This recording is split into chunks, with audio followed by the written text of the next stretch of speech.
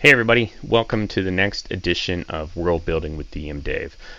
This is our third episode, and so far in the series we've found a map from Dyson Logos' website tackling his Mega Delve. I've put it in the dungeon draft and I've already started tracing some of the stuff using the area tool. In this edition I'm going to start building it out a little bit more, hopefully finish one of two levels that this map has offered us, and mostly going to be drawing caverns this time using a cavern drawing tool. So anyways, let's begin. As always, make sure to like and subscribe to this video if you like what you see. Alright, so if you remember last time, we created some we used our area tool to create all these buildings here. We added in some doors so we got a nice looking thing, and using our trace image feature we can bring the opacity down to kind of get an idea of what it looks like. I decided last time, kind of on the cuff, that on this map here I wanted this area that starts going down to be a bottom level, and then the area that goes up and over this level to be its own separate level. So what I need to do now is I need to get into here and retrace all of this stuff with my cave tool, which is a pretty fun little tool to use. So to get to our cave tool, we're going to go to our building tool selection. We're going to click our cave brush.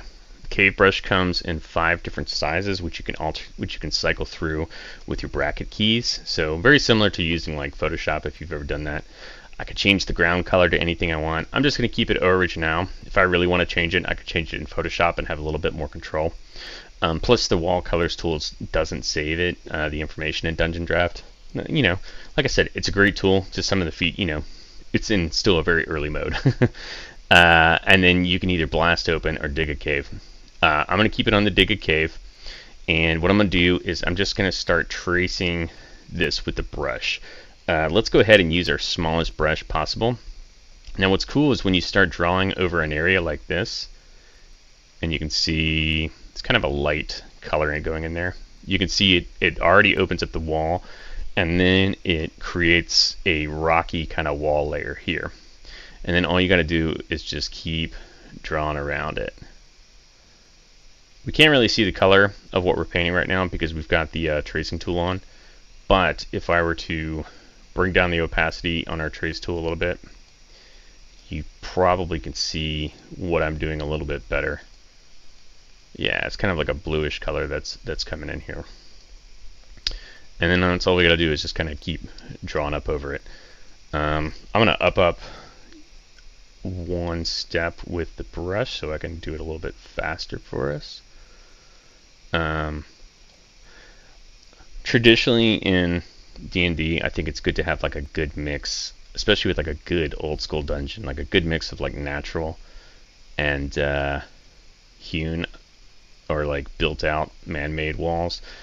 Dyson does a really good job with that, as does my buddy Tim Harton, who's also another professional Wizards of the Coast artist. Alright, so that's leading up to there, and you can see, like I said, it doesn't have to be perfect. We're just making happy little trees here, folks. Hopefully you've been enjoying the series so far of World Building with DMDave.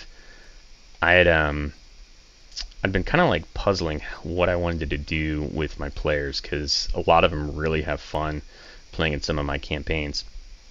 I'm going to overdo this a little bit because that's going to be where I want to cut it off. And I've just been racking my brain on what to do, and I was like, man, I really love the Dyson Mega Delve, and I really wish I could do something with it. And I think this will be fun. I'm not selling it commercially or anything, but this gives me a chance to use one of my favorite maps he's ever created and turning it into something fun that I could share with you all, that also acts as a tutorial, so you can learn how to make kind of your own games. Alright, so I'm going to save this. Remember to save a lot with Dungeon Draft. Zoom back in. We've more or less created our bottom layer here, right? Because all of this is going to go over top of this bottom stuff, and you can see he's put in like stairs where they go down. I've put in the walls already. I still need to put a wall here, so let's go ahead and get our wall tool. We will use the cobble again with this. I'm going to actually turn it off the snap, because if I stay on the snap, it's going to select the vertices. I'm going to overdraw just a little bit, because if you don't, sometimes the doors won't stick. Once you draw your wall line, hit enter, It'll go under there. It's a little bit extra more shadow than I really want, but I think it still looks okay. And we're gonna put our door right there. Pop. There we go. Yeah, you can see it's popped over there. It's kind of unfortunate, but let me see if I can. I really don't have a way to move it down. That's okay. Doesn't have to be perfect. This is for my own playing style. This is not something I can sell, so we'll just leave it as it is. I'm gonna leave this as it is, and I'll cut it out using a tool like Photoshop, because this will connect to the next layer within our map. All right. But now that we've got our caverns out of the way, we've got our man-made areas built with our doors in place. I think we've got all of our doors. All we need to do now is put in some staircases. So let's see. Here's kind of the nicer looking staircases that we have. So we can do those by going back over to our tool panel here. We've got an object selector here, and we're going to collect our object tools. There's a lot of cool little built-in cartoony tools that come with Dungeon Drafts. You can always get other art asset packs from people like Tom Cardo's, I think Forgotten Adventures, 2 Minute Tabletop. They all make stuff that you can use too, some of which is commercial, so it's pretty cool. But I'm just going to stick with this stuff because personally I like the look of it. Let's do a search. We're going to look for stairs, and it's going to give me a bunch of stuff that rhymes with stairs or spelled similar to stairs, but really I just need scroll down to these staircases here. I want to be able to put something here, maybe here, and maybe here. So let's take we'll take this square staircase. Let's put our snap back on, and we can just put this. I think that's a good spot there. I'm gonna turn the shadow off because it's gonna look kind of weird. How like I want this to kind of connect like it's a landing, and if the shadow's there, it's gonna look kind of weird. So we're gonna turn that off, and I'll put this here, and then I can rotate it if I want. Let's get our snap off. You can also increase the size by hitting the bracket keys again too. You know what? We're just gonna do this. If you hit your right key, it rotates it 90 degrees too, which is pretty cool. All right, we're gonna put that there. I think that's good. We could maybe do this. Let's see. Nah, it's kind of funked. That curve kind of messes it up. I could go in and do some stuff in post-production, which I might do. But I think for our purposes, yeah, I mean, that looks fine. You know, that's enough illusion for me. I think we got everything we want there. Okay, let's go ahead and save again. Try to always save between your tools. It seems like switching the tools is when Dungeon Draft crashes the most. We're going to go back to our object tool. You can see it goes right back to just showing every single object. If you go to used, it'll bring you right back to any ones that you've used, which is really useful when you are building lots of stuff. I'm going to put in my stairs there. Don't think there's any other stairs on here. Now we've got kind of these natural stairs here. I don't think there is a, let's see, a way to add in individual steps, at least nothing that's built in to Dungeon Draft, so that might be something we have to do in post-production. It's not a big deal.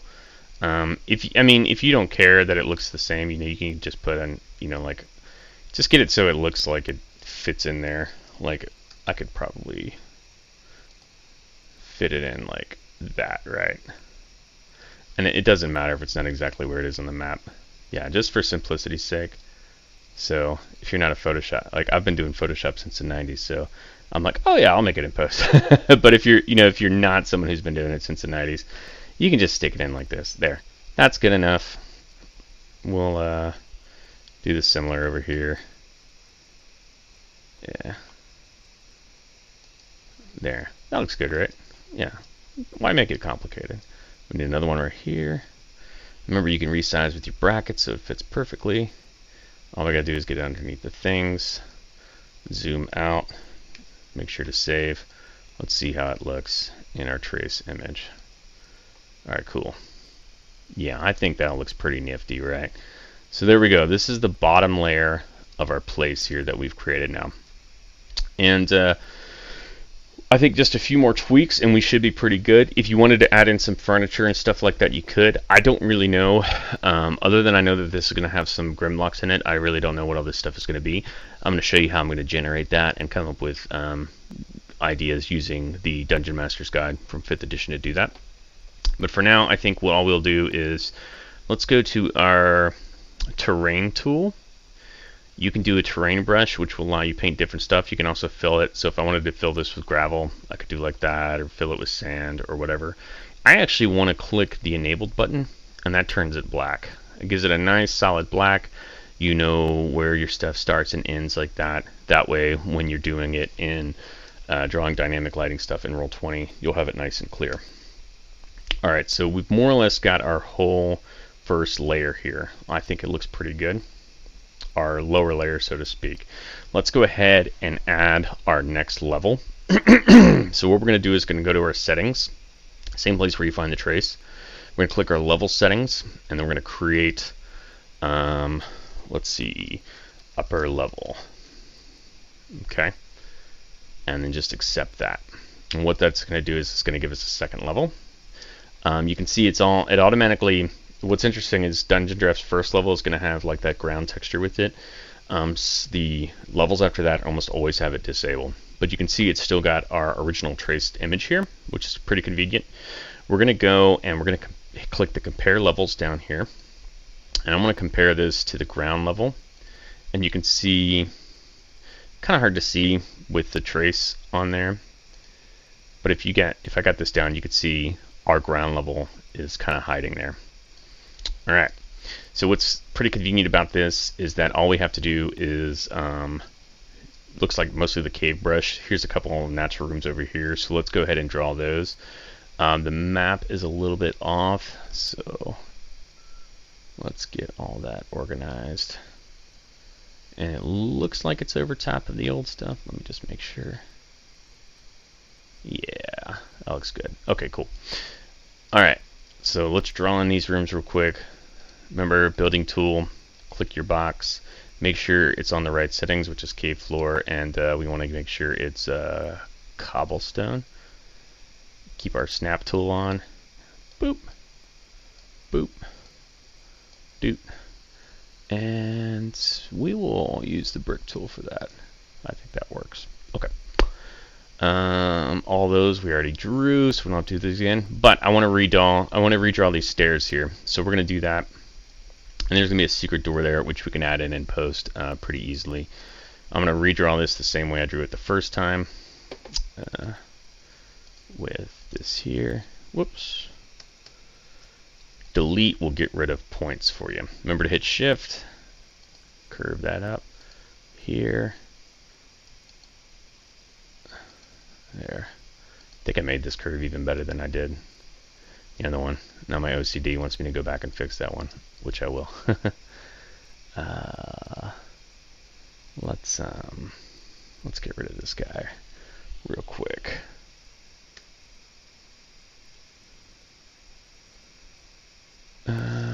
We can here's a quick way to get rid of. If you hold the Alt or the Option key and highlight it, gets rid of the whole thing. Let's get rid of these staircases too. So what I'm doing is I'm fixing something I wanted to do. What I did is I went to my building tool and I just hit the option. I outlined what I wanted to get rid of because I want to redraw that so it looks better. I'm going to go and redraw this real quick. Click to here, hit shift so we get a nice curve. Click to here, click to here, click to here. I'm going to draw my points this way this time, so it follows Dyson's original design, and boom, there we go. Even our door came back. Pretty nice. All we gotta do is add back our stairs. So go back to object, used, get them back down to the size they need to be. That's good there. That's good there.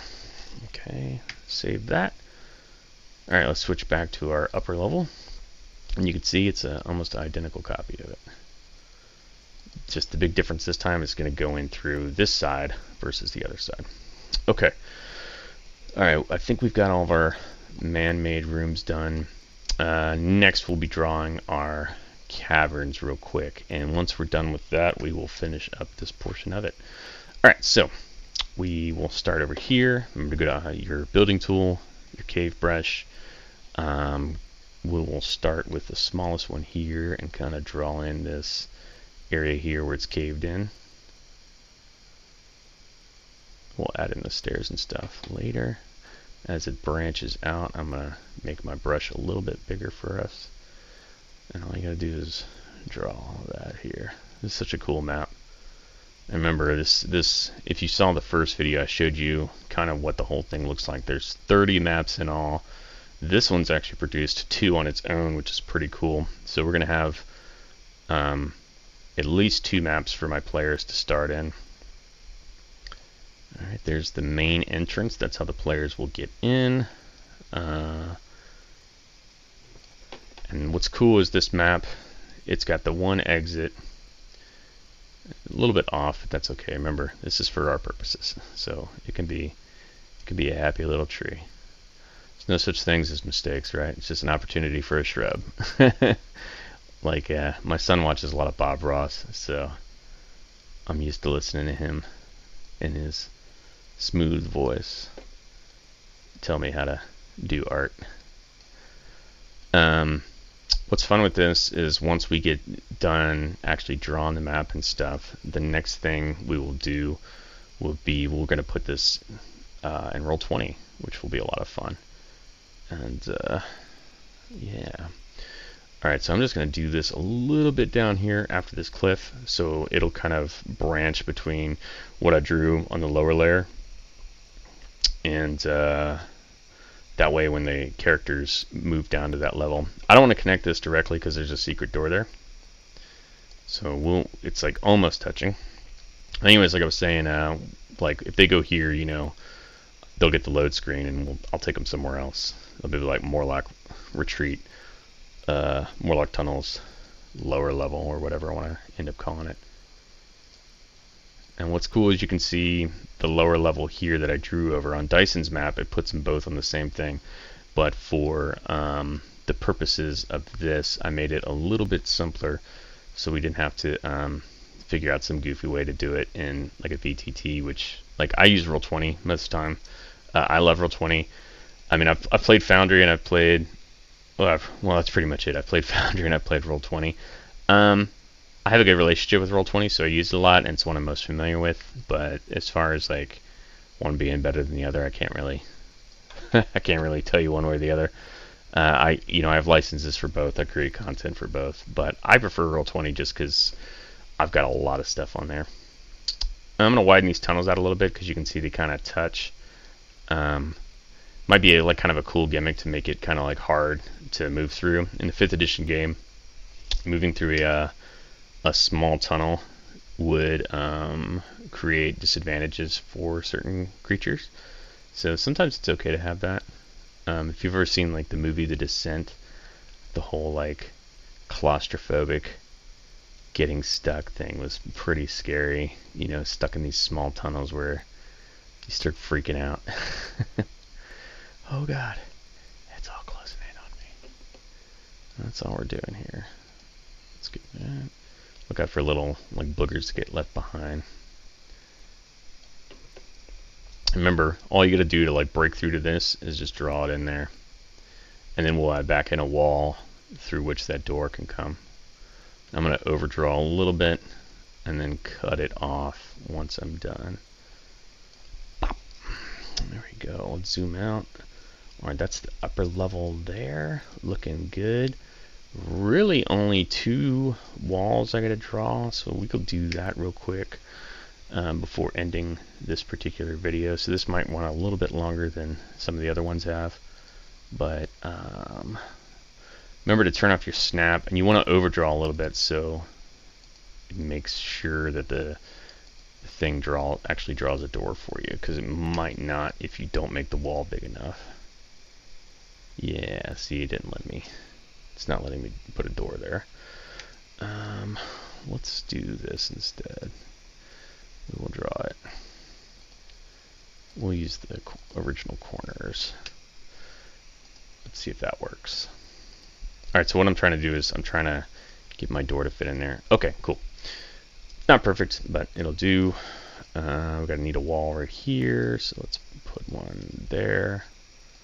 Draw my door there. I like my nubbins facing out so they can see it. That's it for down there. Alright. Hopefully we can get this one to fit nice and easy in there. We'll see though. I didn't really leave myself much space, did I? Alright, and let's get a door here. There we go. Nice. This time I'll have it facing this way because the players, the first time they see this door, they're going to be coming from this way. Alright, let's save that. I need a ladder. Okay, so we're going to go to our objects. We're going to start putting in our objects real quick, and that'll be the last thing we do in this one. So let's see, ladder. Got some cool ones here. Zoom in, I think. Yeah, that one looks pretty cool. I want this to be above the walls. So if you want to change the layer in which it is, see, if you saw before here, this was going under the wall. But I want this to be above it, so it's pretty clear that it attaches. So now you can see it's above there like that. So I think that looks cool. That's the only ladder we need. Let's get our stairs back. We'll just go back to our use selection here. We're going to plug all those in like we did, I think, in the last video. Let's get it back under the wall. So we'll go to user layer 1. And let's get this so it fits nice. Remember, you can use the brackets to adjust the size of it so it fits in better. There we go. There's that one. And if you use the scroll wheel, it'll re-angle it for you. This one's going to be tricky, isn't it? It's Dictor Rocko. I'm on you, son of a... Alright, well, that's good enough. Let's see if there's any more quick stairs. Here's one over here. Let's get that in there real quick. Boop. Got a couple cliffs we need to put in, so let's remember those. Alright, cool. Goody, goody, goody, goody, goody. Okay. Now all we gotta do is put in a couple cliffs. This is how you put in cliffs. It's pretty simple. You're gonna want to go to your your terrain tool and go to your path tool, and this will give you a different number of paths. This one right here is your cliff, and all you do is you kind of draw like that. Just click to the points, hit enter, and boom, you got a little cliff there. Do the same with this guy here. Click here. There's that. And we got some rubble and stuff. We could probably come back to that. But I'm going to go ahead and finish up with this. This has been about 20 minutes that I've been working on this upper level here, but you can see we've more or less got it done. Okay, so we've already recreated Dyson's Morlock Retreat as part of the Dyson Mega Delve in Dungeon Draft. Thanks again for watching. This is World Building with DMDave. Be sure to like and subscribe, and we'll see you in the next video when we do some more fun stuff with this map. Anyways, catch you next time.